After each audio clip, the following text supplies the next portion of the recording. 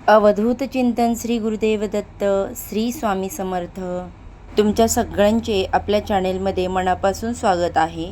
बघा ताईंनो, रक्षाबंधनाच्या दिवशी आपल्याला भावाच्या दीर्घायुष्यासाठी बहिणीने ओवाळताना एक मंत्र म्हणायचा आहे. त्या मंत्राचा अर्थ काय आहे हे पण मी तुम्हाला सांगते.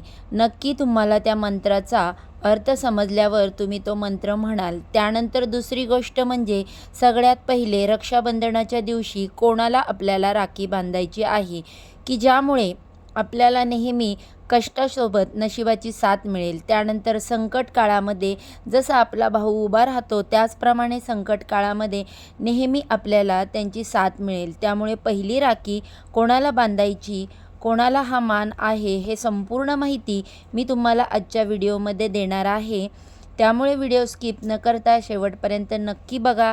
चॅनेलवरती पहिल्यांदा नवीन आला असाल तर चॅनेलला सबस्क्राईब करा आणि बेल आयकॉन देखील प्रेस करा, ज्यामुळे मी जेव्हा पण माझ्या चॅनेलवर नवीन व्हिडिओ अपलोड करेन त्याचे नोटिफिकेशन सर्वात आधी तुम्हाला मिळेल आणि तुम्ही एक पण व्हिडिओ मिस करणार नाही.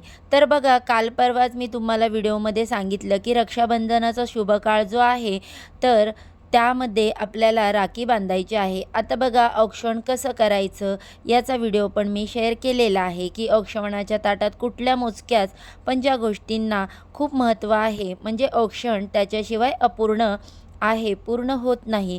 त्या गोष्टी आपल्याला घ्यायच्या आहेत ताटात. त्या कुठल्या वस्तू घ्यायच्या आहेत, औक्षण कसं करायचं, परिपूर्ण नियमांची औक्षण कसं करायचं की जेणेकरून आपल्या भावाला दीर्घायुष्य लाभेल, त्याच्या आयुष्यातली निगेटिव्हिटी किंवा निगेटिव्ह गोष्टी, नकारात्मकता दूर निघून जाईल. तर याचा व्हिडिओ मी तुमच्यासोबत लवकरच शेअर करणार आहे की औक्षण कसं करायचं. तर बघा, राखी बांधताना किंवा औक्षण करताना प्रत्येक बहिणीने एक मंत्र म्हणायचा आहे. तो मंत्र मी तुम्हाला सांगते. एन बुद्धो बलिराजा दानवेद्रो महाबलम तेन त्वाम प्रतिबंधात्मी रक्षे माचल माचल. बघा, मी पुन्हा एकदा सांगते. हा मंत्र असा बोलायचा. एन बुद्धो बलिराजा दानवेद्रो महाबलम तेन तत्वात्म प्रतिबंधात्मी रक्षे माचल माचल. या मंत्राचा अर्थ असा आहे की ज्या रक्षासूत्राने महाबलीराजा बलीला बांधले गेले होते त्याच पवित्र धाग्याने मी तुझी रक्षा करीत आहे. हे रक्षासूत्र तुला सदैव रक्षण देऊ. तर असा याचा अर्थ आहे. म्हणजे आपण भावाच्या हातामध्ये मनगटावर आपण रक्षासूत्र बांधत असतो. त्यामुळे बघा, राखी पण अगदी व्यवस्थित नियमांनी घ्या, कारण ते एक रक्षासूत्र असतं. आजकाल आपण फॅशन वगैरे जास्त बघतो, पण मग काही गोष्टींकडे लक्ष देत नाही. तर छान लाल, केशरी वगैरे रंगाची राखी तुम्हाला घ्यायची आहे, ज्याच्यावर कोणते तरी शुभचिन्ह असतील, ओम असेल, स्वस्तिक असेल, तर अशा प्रकारचे तुम्हाला राखी घ्यायची. त्यानंतर दुसरी गोष्ट म्हणजे सगळ्यात पहिले रक्षाबंधनाच्या दिवशी राखी कोणाला बांधायची आहे. तर बघा, आपल्याला भावाला तर राखी बांधायचीच आहे, पण कधीकधी समजा आपला भाऊ परदेशात राहतो, लांब कुठेतरी राहतो किंवा भाऊच नसेल आपल्याला, तर आपण काय करायचं, किंवा भाऊ असला तरी पहिला मान राखीचा त्यांनाच असतो. तर ते कोण आहेत, तर बघा, प्रभू श्रीरामान मारुतीला वरदान दिलं आहे की या कलियुगामध्ये जी व्यक्ती तुझं मनापासून भक्ती करेल तर त्या व्यक्तीला कोणतीही अडचण आली तरी तू त्यांच्या मदतीला धावून जाशील. त्यामुळे सध्याच्या कलियुगामध्ये सर्वात जागृत देवतांपैकी मारुती जे आहे ते सगळ्यात जागृत देवत आहेत.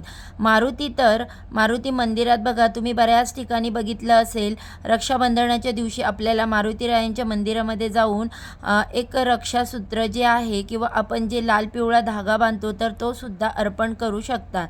कारण त्याला खूप जण, प्रत्येक महिलेने हे अर्पण केलं तर कुठल्याही संकटकाळी, वाईट काळामध्ये मारुतीराया जे आहे तर तिच्या पाठीशी उभे राहतील आणि त्या अडचणीतून, दुःखातून मार्ग काढतील.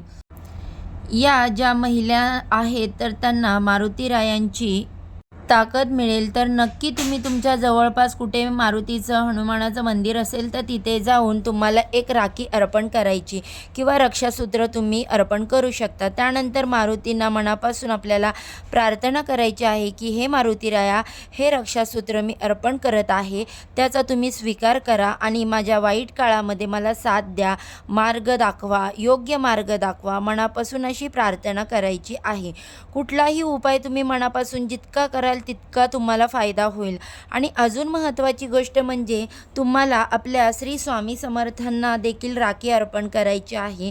तुमच्या घराजवळ, तुमच्या गावामध्ये जवळपास कुठे स्वामींचं मठ असेल, केंद्र असेल, मंदिर असेल तर तुम्ही तिथे जा, राखी अर्पण करा किंवा तुम्ही तुमच्या देवघरामध्ये स्वामींचा फोटो किंवा मूर्ती असेल तर त्या ठिकाणी आपल्याला राखी अर्पण करायची आहे।